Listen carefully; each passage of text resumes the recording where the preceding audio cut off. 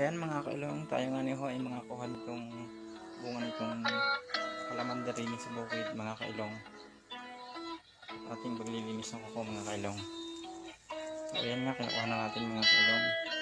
Medyo mataas, hirap. So hindi naman pwedeng kainin ito kasi maasim.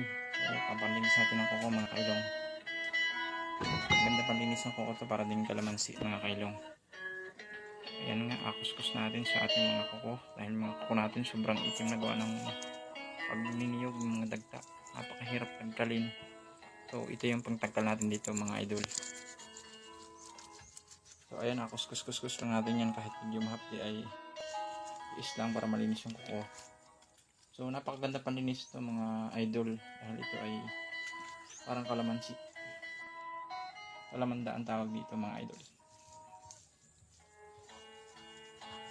So maraming yung